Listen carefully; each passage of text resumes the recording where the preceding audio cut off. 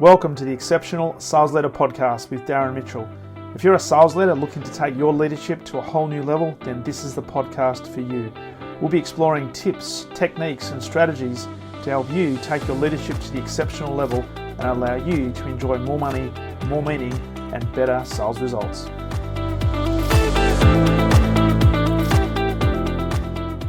Welcome back to the Exceptional Sales Leader Podcast, and welcome to a lady coming in from Scottsdale, Arizona, and with a massive butterfly on her wall behind her. I have one on my neck too. We've got them all. and what is a tattoo on the back? I do, yeah. Back of your neck. Yeah, I don't know if you can see it. Wow, look at that. I'm awesome. About the butterflies. There's a whole reason behind it, but yeah. Sensational. Would that have anything to do with the butterfly effect?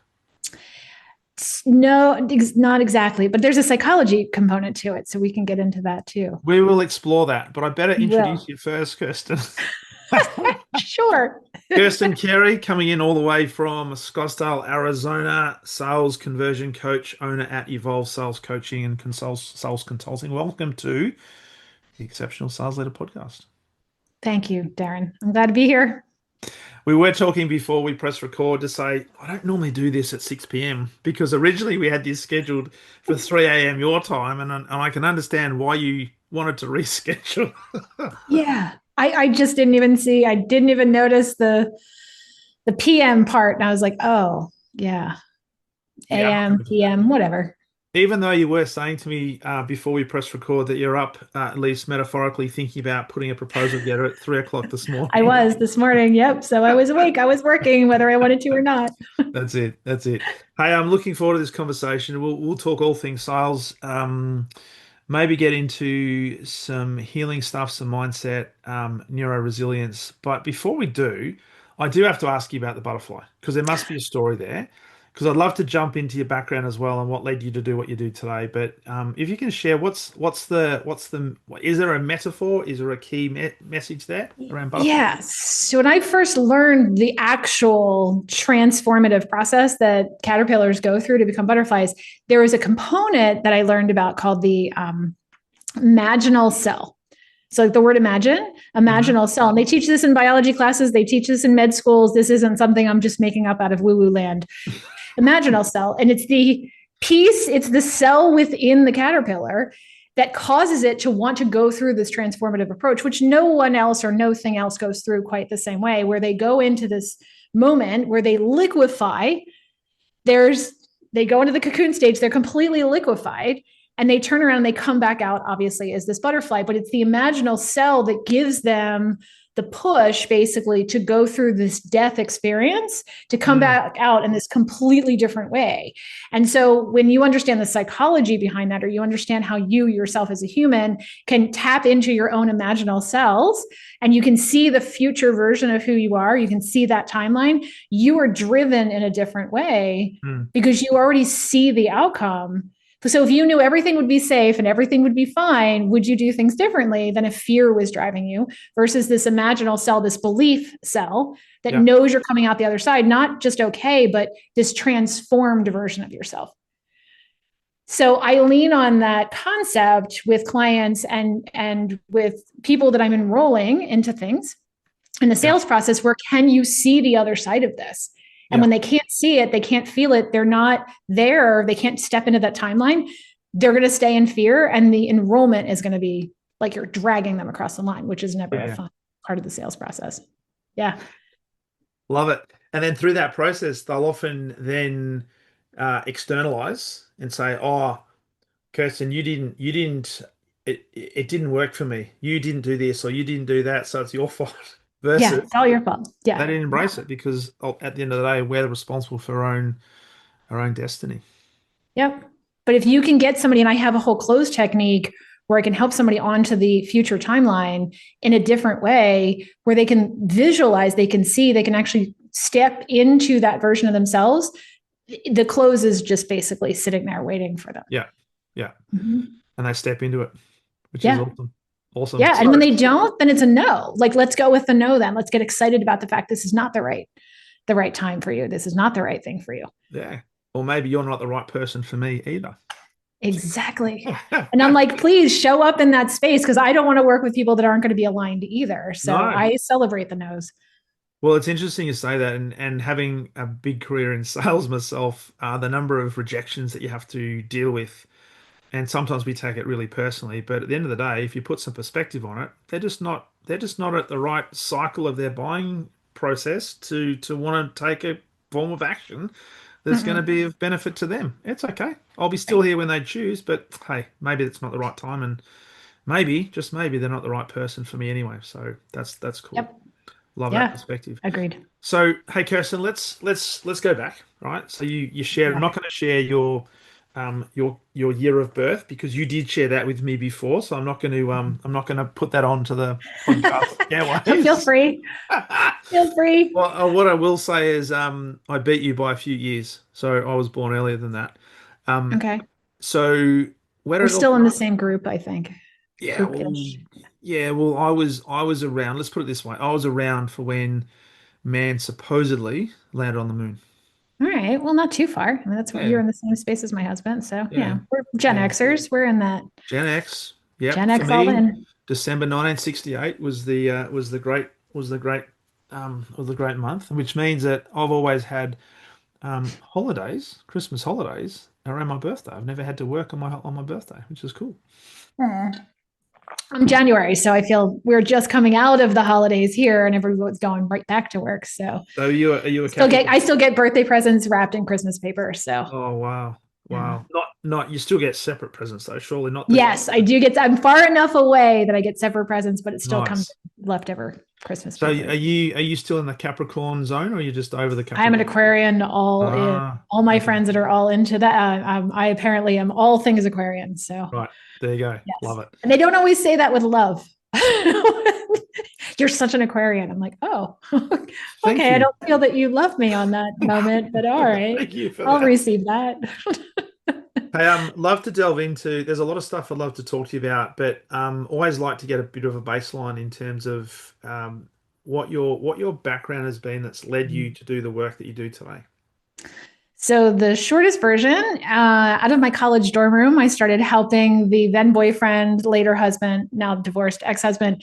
I was helping him with the business that he was starting out of his college dorm room, and I thought it'd be fun to help him with this t-shirt business and the marketing of it. And then he had a legal courier service, and I was helping with the marketing of it. And then I started picking up clients outside of that. And so I helped him build these two businesses. So by the time I graduated, we were running those. And then I started just picking up small businesses as clients. And then I got to intern with a woman who had a multi-million-dollar training and speaking company and was a really well-known member of the National Speakers Association. And I, at 22, 3, I was going to chapter meetings with all these 40, 50, 60-year-olds. And I got to learn from them. Yeah. And I learned how to price, and I learned selling, and I learned how to pick up clients like Verizon and UPS and Aramark and really big companies here. And I was at 25, 26 getting hired to work with their high level execs on how to persuade more effectively from the platform to either their employees and or to big commercial clients. Mm. So I wrote the sales process for one of them in one of their divisions. And now looking back, I'm like, who did I think I was at 25 and 26 thinking I knew all this stuff? But I had 5-figure and 6-figure contracts, and I normalized money because I Mm. was hanging out with a lot of amazing mentors and really well-known people that I'm sure you know lots of their names. Yeah. But in my 30s, I was killing it, doing great, speaking at all these conferences, getting hired to do all the things, learning how to sell back of the room. I used to schlep all my books and my CDs and my DVDs and my clamshell cases with me. So I learned back of the room sales, I learned platform sales, and I learned how to sell consulting contracts Hmm. and get paid from the platform. So I thought I was all that. And somewhere in my 30s, I was really tired. Yeah. I was gaining weight and I wasn't feeling good, and my hair didn't feel good, and my skin was a train wreck. And I started seeing some doctors and finally got diagnosed with celiac disease, which is an autoimmune condition. And then I got diagnosed with Hashimoto's, which is thyroid autoimmune. And I was like, what is that? Yeah. So I couldn't get answers in conventional medicine beyond just take this medication and hopefully we can manage the symptoms. So I went into more natural medicine. And I was getting some answers, but it was still like, we're going to manage the process, not like reverse this. And I kept thinking, logically, there has to be a way out of this. Like, there has to Mm. be.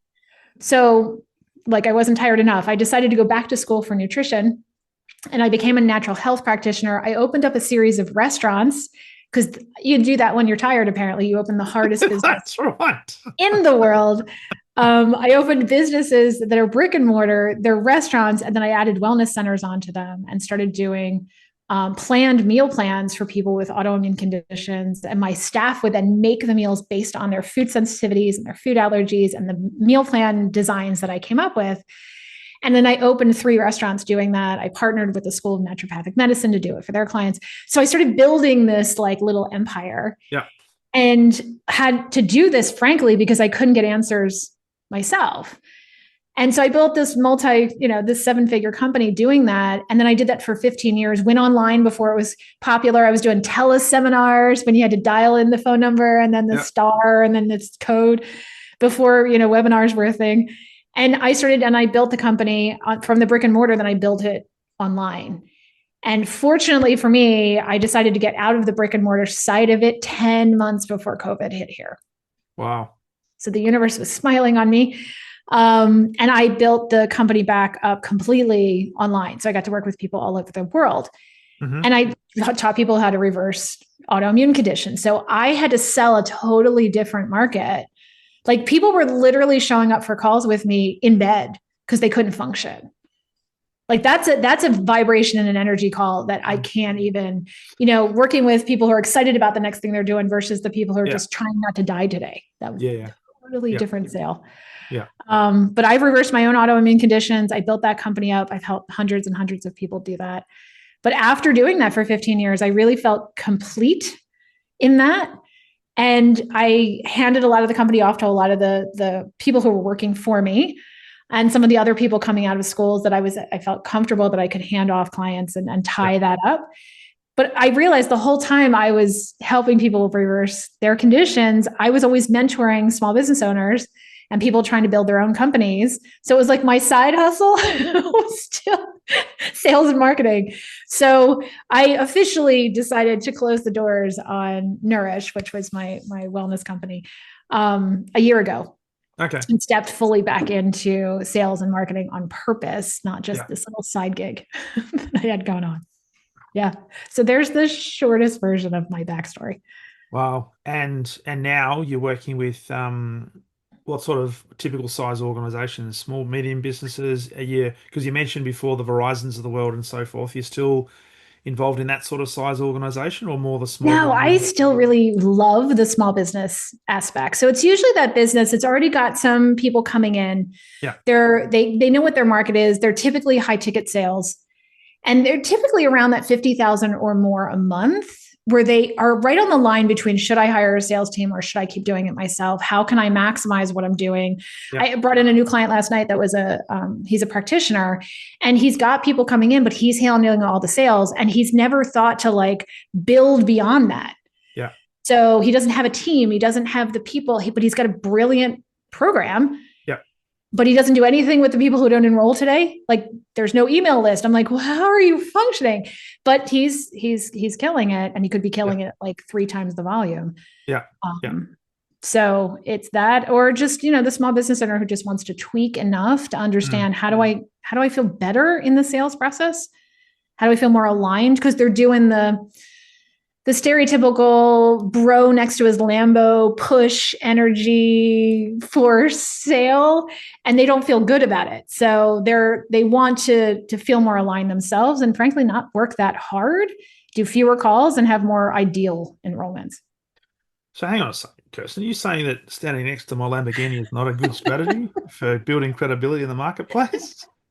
It works for some people, and when you're aligned with that, you go with that. But I've never felt good. And I've been trained by some of those guys. Like, I've worked with them. I've been in masterminds with some of those guys. I know them. But I just, the Lambo bro, it doesn't sit with me.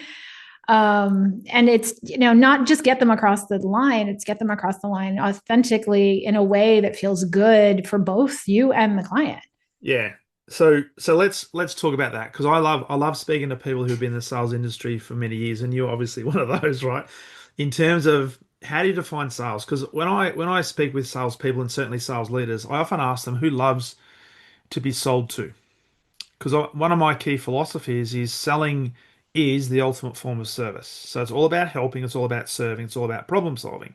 It's not about how you can manipulate somebody to give them a product or a service that they don't want. So if you were to No, describe your, I guess, your overarching philosophy around selling and what you do, how would you describe that? it's pretty simple. It's is the person you're talking to, their biggest need, all of us as humans, is to feel seen, heard, and understood.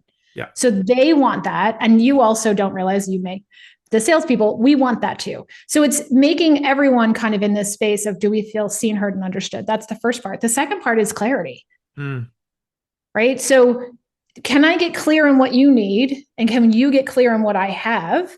And if you are here and you want to get here, can I be the bridge to get you there? yeah. And if I'm not the bridge to get you there, then let's get clear on that. If I Yeah. am the bridge to get you there, let's get clear on that. And then let's work together to get you there and figure out how we need to get you there. Let's get Mm, resourceful. Let's help you find the money. Let's help you find whatever you need to get there, the time, the money, the effort, the energy, the yeah. Yeah. resources. And that's about it. So from that perspective, then you because you talk about the clarity method as a Mm-hmm. process you've developed and evolved. Just talk a little bit more about that because there's a lot of salespeople out there that whether they're the Lambo guy or whatever it is that, but they lead with product, they lead with service. They don't necessarily lead with the human element where Mm-hmm. seen, like, heard, etc. Right? And so, I mean, we said before, sometimes the customers that you have are not the customers you necessarily want, and you've got to be able to say no to them. Yes. So, can you explain a little bit more about, I guess, the clarity method? Because I think it's quite a unique, um, and I don't sound disrespectful here. It's foundational. It's common Mm-hmm. sense based, but unfortunately, in selling in many industries, common sense is sort of not common It's a practice. superpower common sense these days. Yeah. It's Not so it's common. it's Yeah. like, really, I've got to have a conversation with another human being and actually ask them some questions. I thought it was all about me flogging you this widget because that's what I get paid for, right? Yeah. So from the elements of the clarity method, can you just share what are some of the key components to that lead the customer to make ultimately an educated buying decision, not I'm going to grab you and I'm going to take your money. Yeah. I mean, the first thing I do, and I encourage all of my clients to do this, is to tell them that frame it what you're doing in the beginning. Look, my job here right now is to help you find clarity. It's not to Mm. convince you of anything. I have no attachment to your yes or your no. I want Yeah. to help you find a clear yes or no. Is Yep. that okay? And they're like, Yep. yeah, like it disarms them completely. Like you can see them almost exhale Yeah. visibly when you say that. And you're like, what I want to do is try to understand what you need, why you need it, and if I have a solution for that. Yeah. And they're like, okay. I said, but again, I'm not attached to the answer in the end. I want to just get really clear about it. So I'm Yes. going to ask a lot of questions. I'm going to get curious. I want to learn more about you and what you need and why. And they're like, okay. And then if you, as the salesperson, can get into a curious standpoint, like I'll ask, and I've seen sales scripts that do this, and I'm not a big fan of the script. I'm more of Yeah. a fan of like the why you're doing something. Yeah. What's the process? Yeah. But I'll have them ask questions like if their goal is to want to build a business. Like, okay, cool. What is it that you want to do? What's the vision of how much you want to make every month? Mm. And like, well, I want to make $10,000 a month. I'm like, okay, great, 10,000. Why? Where Mm. did that number come from? And they're like, it just sounds like a good number. I'm like, okay, but you had to pull it from somewhere. So let's talk about that. How much Yeah. money do you need to make a month? And they're like, well, I think I really need to make about 4 months to feel like I can breathe. I'm like, okay, cool. So you want to make another twice that, 3 times that. Yeah. Let's use 10 because it's an easy math and let's figure that out. So you're 120 for the year. Let's break that down to how many people you need. And then it becomes this very tangible. But when they hear the word, why do you want that number? It puts them into a different place in their brain and their psychology. It also has them go, she's asking me stuff because she's interested Mm. and where I'm coming up with this. So now the be seen, be heard, and I'm not just asking for the fun of it. I want to know where it came from. Yeah. Somebody said, well, I had a coach one time that said, like, the holy grail is to make $1 million. The holy grail is to make 6 figures. The holy grail is to make whatever they've said. That's where the number came from. I'm like, well, will Yeah. you be able to live off that? Mm. And they're like, oh. And then there's more that's going on where they have to sit back and go, huh. Like my favorite thing in a sales call is when I ask a question and they sit back and they go, that's a really good question.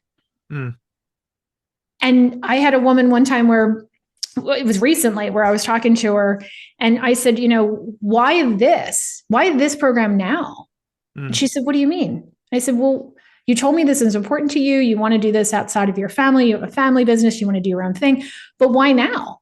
You've been in this family business for 10 years. Why is it important to you now? And she went, that's a really good question. And then she stopped. She goes, why are you asking me that?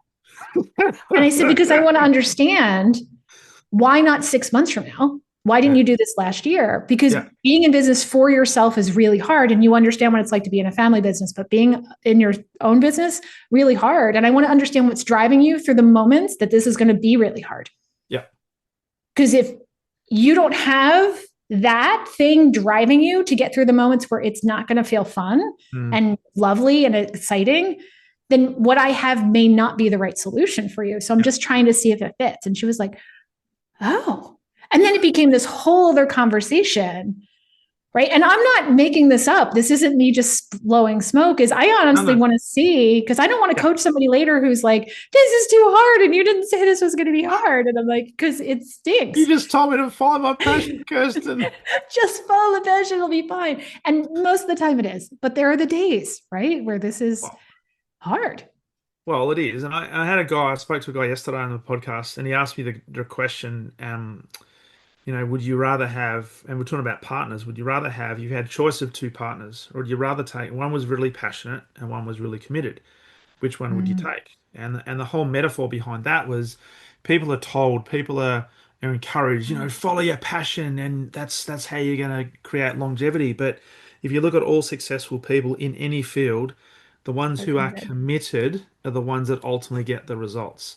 Passion might be an element, but it's not going to drive you to do the things. Because as you rightly said, right, running your own business is not for everybody, and it's not going to be a walk in the park. There's going to be some significant challenges you might have to deal with as you go through the journey.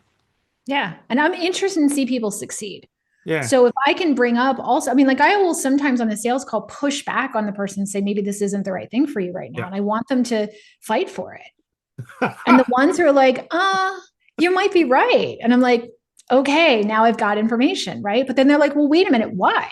Well, I need it to be the right thing. It has to happen now. It has, and I'm like, okay, let's talk about that. Why now? And then this is a whole conversation, but sometimes I'm like, I don't know if this is the right, I'm concerned that this isn't the right. And that's not a trick and that's not a tactic. That's a legit concern that when I feel that with somebody, I'm like, can I mirror something back to you? Yeah. I love the psychology.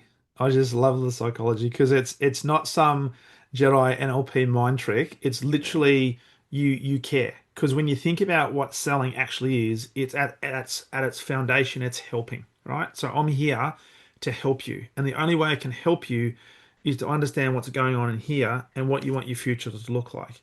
And it's my job to get you clear on what it is that you want to achieve and to verify whether I might be able to help you along that journey. If I can, then I'll give you the opportunity of what the next steps are. If I can't, guess what? I'm also going to tell you. Super clear with you on that. Are you okay with that? And then people are like, yes. Okay.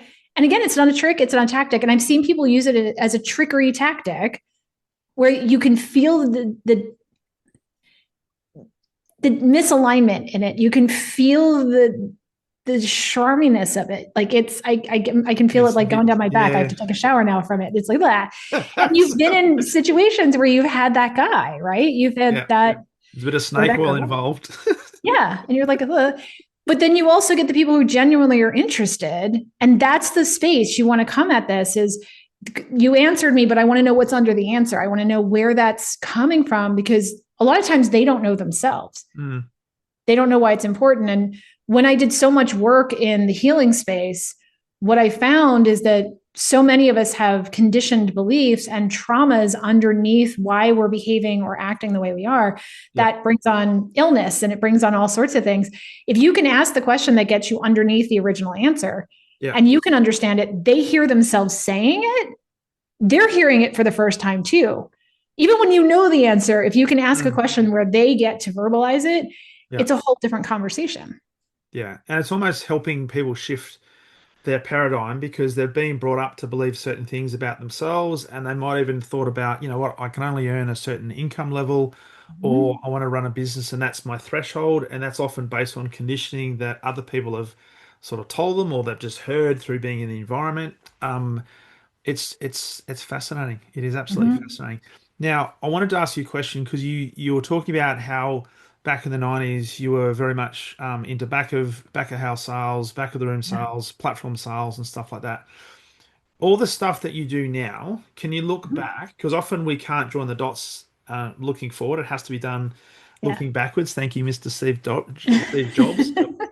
But if you look back on all the things you do and the lessons you learnt from some of the, I guess, the best salespeople and business people, were you always like this? Were you always seeking clarity and detaching from the outcome? Because I see a lot of salespeople on platforms that do selling from stage, and they almost guilt you into, hey, if you don't go to the back of the room, you're going to miss out, and you don't want to miss out because you need to get this. It's Yeah, the whole much a FOMO sales. thing. Yeah. Yeah, I mean that's guilt, and that actually most of us a lot of the times are running off of guilt, and we Mm, don't realize it because a lot of us were raised to run off of guilt, and we're mm, doing things transactionally, not because we're choosing to. We're doing things because we don't want to get into trouble, or yeah. we need the love, or we need the. So knowing what I know now about myself and all of the work and some of the very deep work that I've done on myself and with other practitioners, I was always somebody who had a belief that I knew what I was doing, maybe before I showed up. But I think I learned to be very transactional in the beginning. So I did the things to get it right, not because it came from that place of knowing, though something was still driving me from that place of knowing that I was always going to be okay no matter what happened. Yeah. But there was a piece of me, and I was raised as a gymnast. So, I mean, I was a very big competitor, and my father was a big competitor, and we very transactional in my family when I was a kid for Yeah. love and all the things, and money was a very screwy thing, like most families. But as I look at it, I have to say I was very attached to the outcome before because it meant something about me if somebody didn't say yes. Yeah. I had to unlearn that, and I had Yeah. to break free of that conditioning. So that was definitely a journey for Mm. me. But now I can legitimately just be like, and if you say no, I'm going to be the same person tomorrow, but you're not going to get the solution you need. So, okay, cool. But I mean, I don't say that like that, but in my mind, I'm like, it's your journey if this isn't the right space. And it's my journey also if Yeah. it's not the right space. Love it. And when I say the fact that you don't care, it doesn't mean that you Oh, don't yeah. care. But I don't care whether you do business with me or not. I don't whether you do this now, whether you do it with somebody else, I don't care. What I care about is, are you clear? Are you in a position to want to take action, to want to move forward, to need to move forward, and are you prepared to do the things that are required in order to make that progress? Whether I help you or Exactly. not, all good, right? But if I Yep. can play a part in that, what I will do, and this thanks to Bob Proctor, I will leave you with an Good impression old of Bob. increase, right? So though when you have a conversation with me, my whole purpose is to help you feel better about having that interaction, not Yes. feel better about me, but feel better having had that interaction. And that might plant a seed for future business, or it might plant a seed for future referral. But I'm not doing Right. it for that. I'm doing that to serve. Mm-hmm. And I think that people really don't understand what that term means because sometimes they go into it and they actually go the other direction where they overgive Yes. in the conversation. So they do all this consulting and giving because they're trying to be liked or they're trying to serve or they're trying to almost off put I'm not trying to sell you. So they go the other direction. Yeah. And then they actually mess things up for the person and they're not serving them because they're not Mm. letting them feel the pain or the discomfort. And they try and get them out of it, or they give them just enough information that gives that person the illusion they can go off and do this on their own. Yeah. Which, if they had been able to do this on their own, they would have done it by now and they wouldn't be in front of us. Totally. So they overserve. Yeah. They've overserved the public. They've overserved the people, and they hurt them in the process too. So you have to walk that fine line between you don't want to give them all the answers or partial answers, Mm. and you also want to show up in the best way to help that person also leave that conversation with information either way.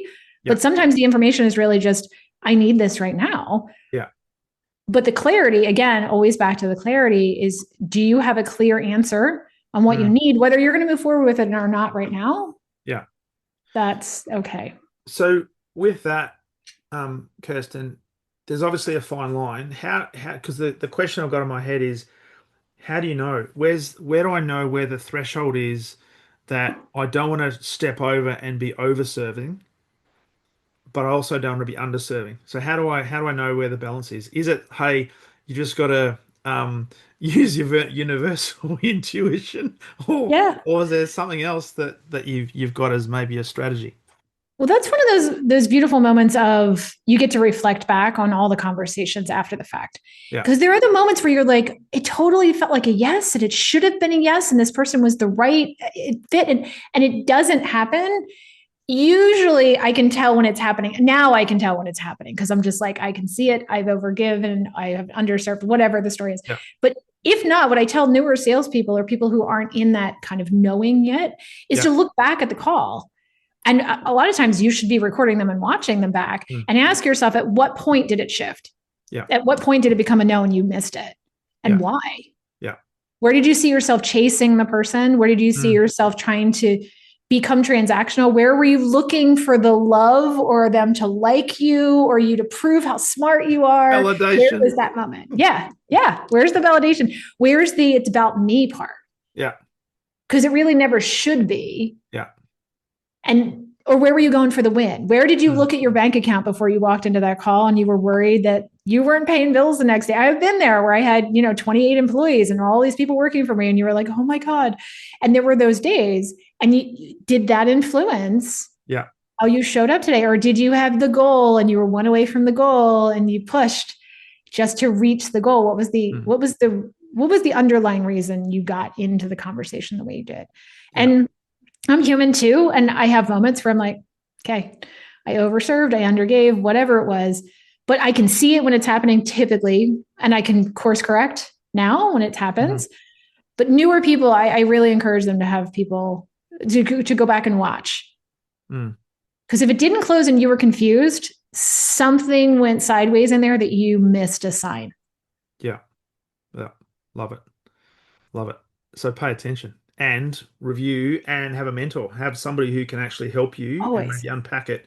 Because there might be a specific strategy that you've used that is not, you're not consciously aware of yet, that somebody Mm. who does have the experience can pick. And it could be just small things. It may not necessarily be the word that you use, but it could be the tonality used or the punctuation within a sentence that created either a high level of uncertainty, or it might have created on the opposite a level of certainty that said, wow, this is why they've now leaned forward and said, what are the next steps? Yeah. Or you made a statement when you could have asked a question. Yeah, Or you didn't hold the space long enough where yeah, you got uncomfortable because it was too quiet. yeah. And what we don't appreciate sometimes as salespeople is that a lot of times we think very quickly. A lot of the time where the average public doesn't think as quickly as we do because we're Mm. in the conversation, out of the conversation. So salespeople tend to be quicker thinkers, I think, across the board as a general rule. And we don't like silence. And so when there is silence, we feel like we need to fill it. And sometimes they're processing, Yeah. right? So especially when you've hit them with a number Mm. and you say, well, it's only 20,000 if you want to pay in full, and they expected it to be 11. That's a minute. It doesn't mean Yeah. they're going to say no, but that's a minute for them to go, "Oh, I had worked out how this was going to work. And now that's twice what I thought." So they're doing that. And we get uncomfortable because they think they're going to say no. And then we say something. Yeah. So it's also things like that where do you know how to hold space for someone versus fill the space? Mm. And Big holding difference. space is a skill. Oh, it is. And it takes practice. Yes. And sometimes the mute button has to go on. So I just That's don't get ahead of myself. And yeah, you do things like that so that you don't do something dumb. Because that's we it. get excited and we're with them and we see the other side for them. Yeah. And sometimes just holding the space for them to breathe into it and Mm. process and think, okay, I'm going to have to move money from here to here. And oh my God, I already talked to my spouse about this, but we thought it was going to be half that. And I need to do that. Like that's what's happening in their head. And we need to just hold the space to let them Mm. process. Yeah, absolutely. And not push them, right? Just hold the space for them and then they'll come up with that decision. Question I want to ask you then in relation to that is often we're selling big ticket items. It could be a big widget, a big piece of machinery. It could be a long-term service consulting gig, whatever the case might be. this approach that you use, what's your thoughts on the connection to the price in terms of the value of the prize? Does it change? Should it change? Or should we be consistent with the method, irrespective of what the, I guess, the investment or what some people say the cost is? So, from the terms of how much we're charging or how we're presenting it, or Well, in terms of if you're going into an organization and the potential opportunity is going to be worth, I don't know, seven figures as a contract, right? Obviously, the sale is in many cases a lot more strategic. Is Mhm. the same methodology used there as what we've been talking about, Oh, as yeah. compared to doing a $5,000 3-month gig? Yeah, it's all the same. It's just a different number, right? Because they're all humans we're still dealing with. And people think when you're incorporated, you're going to have this different conversation about them. It's all going to be the numbers and it's all going to be logic. I'm like, they're humans. We are all sensory beings, which means Yeah. we actually all process things through our senses first. And then we create the logic to justify our decision. So Mm, every decision someone makes, no matter what they think they're doing, they're making it from a place of emotion, and then they're justifying it logically. So you need both. So yeah. if you've got a guy in there and you're talking about a 7-figure contract, you still need to understand what's driving him to want to say Mm, yes or no. Because if he's trying to impress his boss and he's got an opportunity to get moved up in the company, if he does this great negotiation with this new vendor, he's being driven by his emotional need to move through the company and be liked and be a winner and all of those things. That's what's driving his conversation with you, mm, right? But he's going to talk about the numbers. yeah. But it's the numbers are the logical justification for what's really driving him in this emotional space. So you want to understand that too. Who else is involved with this decision? Mm, mm, How else will this impact you if you go with this vendor versus this vendor? yeah. I want to understand them as a human Yeah. because it's a human still making the decision. Otherwise, we will just, and someday we will have this, we will just have AI just meeting all the salespeople and doing all the things. But until that happens, we got humans right now. We do. We do. I love this because often I go into organizations and I try to keep things really simple, and I use a very similar method to what you do, and it's not, I don't call it the clarity method, but the same sort of principles. And it's amazing how many people look at me and say, "Hey, it has to be more complicated than this. Surely there's a strategic process, or don't you have some sort of spreadsheet or format or tool or sort of worksheet that we have to fill out?" Like, if you need me to do an infographic for it, I can absolutely do that. But can you get human? Well, that's the thing, because and we've said it before that people do business with those who they know, who they like, Mhm. who they trust, but ultimately who they remember. Yeah. So if you can do something that is memorable, whether the sale is going to happen in the first instance or not, because the statistics bear it out, and Gartner came out recently with, and it's verified again, that only 3% of buyers are ready to make a purchase at any one time. Oh my Right? God. Can we just talk about that for a second? I'm so tired of the close them on one call, the force the close. I can close somebody on one call, no, not a problem. Yeah. Should you close somebody on one call? Typically, no, for a lot of them. Yes. That's Mhm. it. That's it. One call close, you're dead to me. I have a book in front. I'm literally looking at a book right now on sales where he goes through this whole thing where you're basically dead to him if they don't make, because I only work with winners. And it's like, what the hell is wrong with you? Like, Which is no. which is push sales, right? That is push Yes. sales. So if I'm we pretty understand, sure this guy has a Lambo.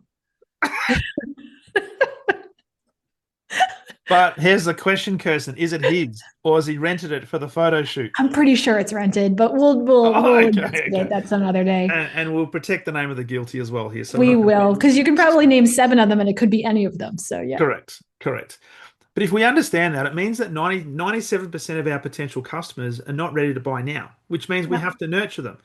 Now, statistics also say that 80% of the sales are made between the fifth and 12th plus Mhm. contact.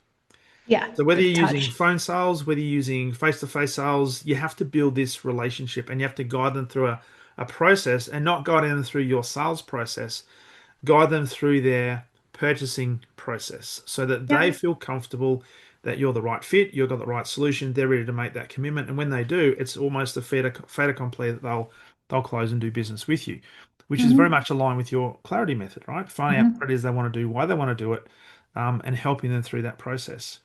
And then also leveraging what makes the salesperson unique. So Yeah. what works really well for me as far as the energy that I take and the framework that I bring in, because I have a lot of background experience in a lot of different businesses from a really young age. Mm. I've had properties and businesses and brick and mortars and online, and I've sold from platforms. I have a really interesting background when it comes to the number of different businesses I understand from the inside out. Most of my friends are business owners, so I get to talk to them about their businesses, and I get to step Yep. on the sales teams of some of my clients just to see what it's like to sell for them. And so I have this really kind of interesting tapestry of background in different businesses. Most Yep. people don't, but they have something else. Like Mm. there's a woman on one of the sales teams that I work with. She literally had a baby in the middle of the sales cycle during this launch for this client. And she literally will show up on sales calls with a baby who's breastfeeding. And the women that end up in that are moms love selling or buying from her, Yeah. because she has this energy of, hear me, I'm a woman, hear me roar. And if you have kids, I'll understand what you're going through. I won't understand that at all. Like, I'm like, take a day off. It's okay. Like, she's like, no, it was a simple pregnancy. I had the baby at home. Like, I'm like fascinated by her. Right. But the women who are attracted to her and that want to work with her and that buy from her are these women who have this energy also of I want to be a mom too. Mm. And I want to run a business and I want to feel like I can do both. I can absolutely still sell that person. It doesn't mean that I can't, but she Mm. brings a totally different vibe than I do. Yeah. And that's the thing. That just verifies that people do business those who they know, like, and trust, and are Mm-hmm. memorable. Because you Yeah. want to feel good about that. Because the other thing is that a lot of people don't either recognize, understand, or want to recognize is the sale is not about a transaction, because the sale actually doesn't No. begin until after the sale is made. So, what's your experience after a transaction? Are you Yep. going to be gone and looking out for the next kill, or are Yeah. you there to actually service and make sure the experience that you've said you're going to provide is actually over delivered? Yeah. And that's why I don't love them as much as we joke, but we all know that energy, that push energy, the bro Yeah. Lambo energy, is that a lot of what happens with a lot of those sales teams is that they get a lot of chargebacks. They get a Mm. lot of people who are upset. They get people who get partway through the program and it's not working for them because they feel like I got sold something that's different. And Yeah. I'm not saying all of these guys are bad. So let's just be super clear there. No, no, But you absolutely. see that push energy that drag them across the line no matter what energy, you're going to see fewer referrals. You'll see fewer long-term companies Mm. in those. They're constantly pivoting and having to change what's going on because they're not doing the long-term energy approach. And it doesn't feel good to me. So that's why I've learned those sales processes and I've used them. And I don't leave feeling good. Ah, ah. It's and it's you may have heard of Simon Sinek because he's a wonderful American, but Yes, I it's do. the infinite game, right? It's the thing that he talks about, that you're here for it never stops, right? So No. whether you get a sale today, whether you get a sale tomorrow or next week, how do I leave that impression with them that they keep me top of mind, so that when they're Mhm. in that buying window, I'm here, ready to serve them, ready to help them, and help them make across that threshold, right? Without Yeah. pushing them. I've got a guy, like I've got the perfect person for you to talk to. Oh, and I love that when people give referrals because they could have invited you into any like our realtor, the guy that we used to buy the house that we have now. I will refer him to everyone because of how he showed up for Mm. us and how he even showed up for us after the sale was done, Yeah, completely finished. yeah.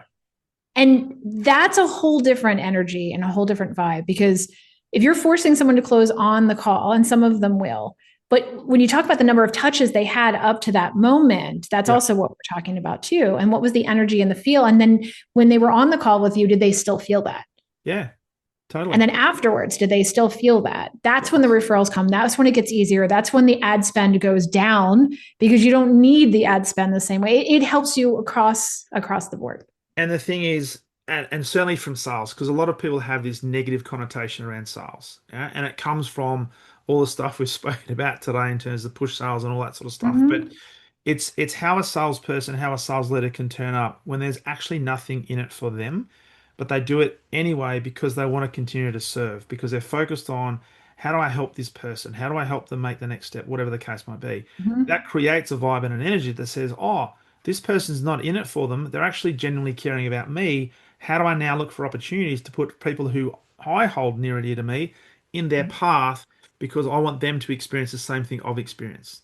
Yeah. That's what And happens. I've had experiences where I didn't sell the person as far as we didn't get them into the program, where I've even said, this isn't the right thing for you right Mm, now, or it just wasn't the right timing for whatever reason. And they've still given me referrals. mm, Right. yeah, So it doesn't always, your referral doesn't always have to come from someone who actually enrolled in whatever it was that you were selling, yeah, but the energy comes back to yeah, you. totally. And that's brilliant when that happens. Law of reciprocity, right there. Mm-hmm. Yeah. I'm a huge fan So, of 12 hey, universal laws. this has been a great conversation. I did want to ask you because I know that you're a neuro resilience specialist. So, and you mentioned before that there's a few autoimmune conditions that you've helped yourself go through.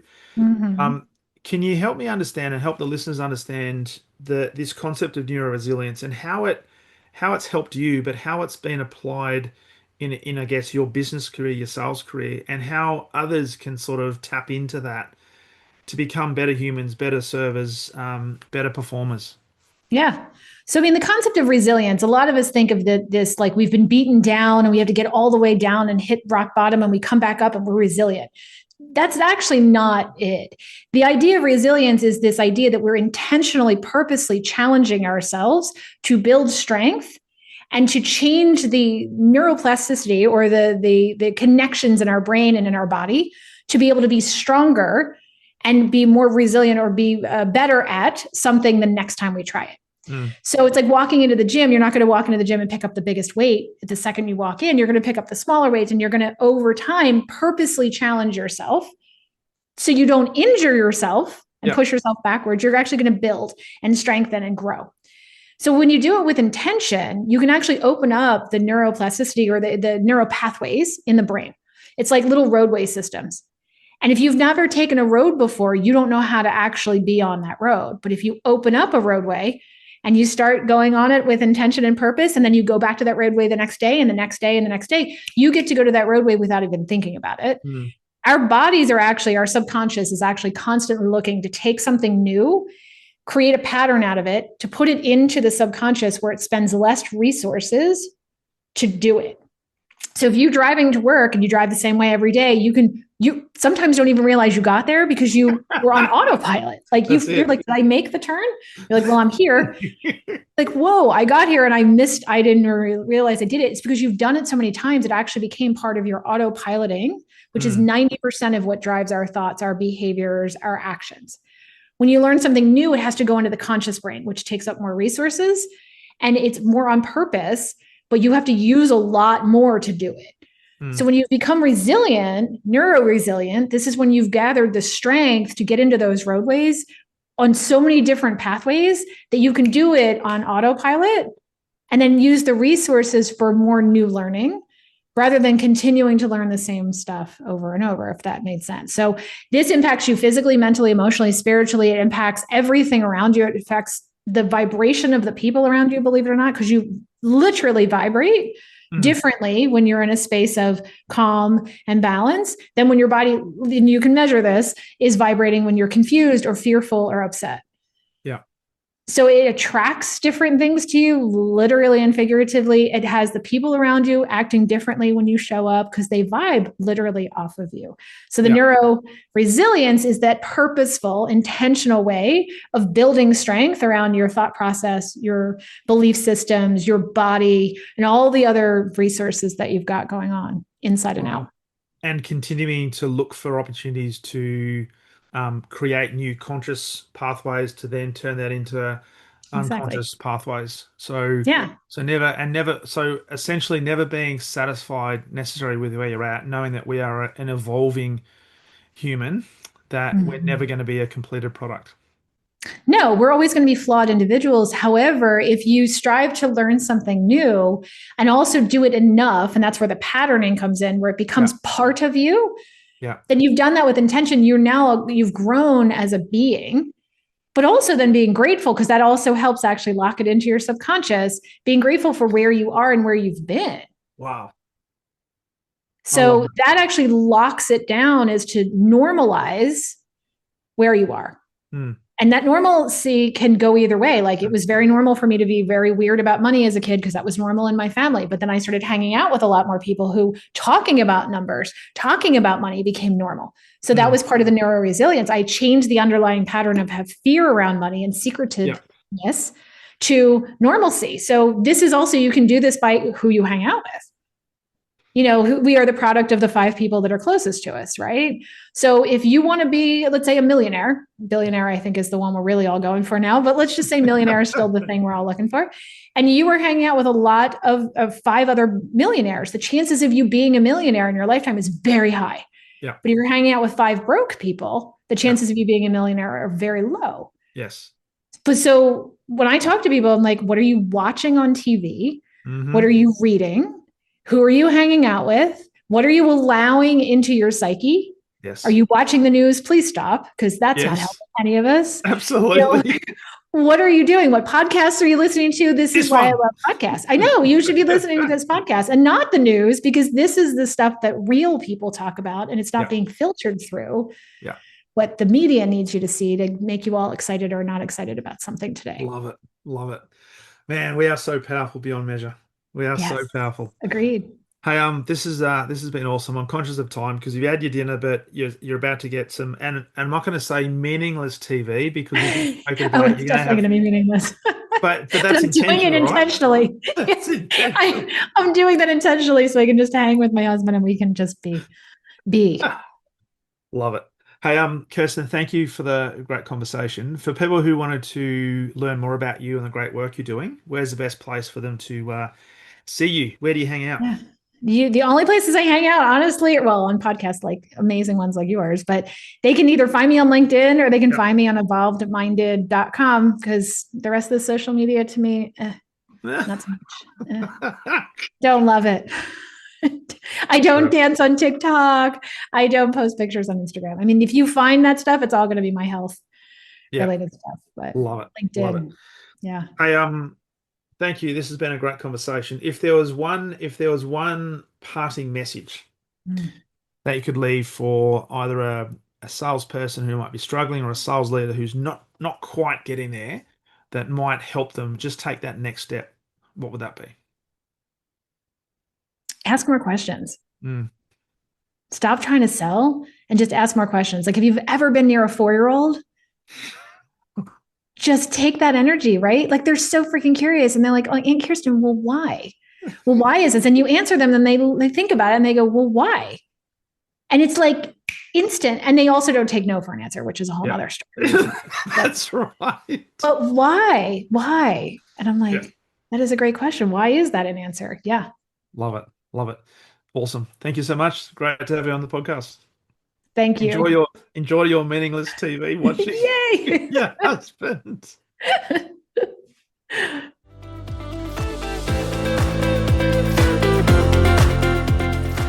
Thank you for listening to the Exceptional Sales Leader Podcast. I trust the information in this episode has been helpful in your journey towards becoming exceptional. And remember, please take the time to rate the show, subscribe to the show so other people can find it. But also, if I can help you, jump on my calendar, go to leadwithdarren.com and let's have a conversation about how I can help you along your journey to being exceptional.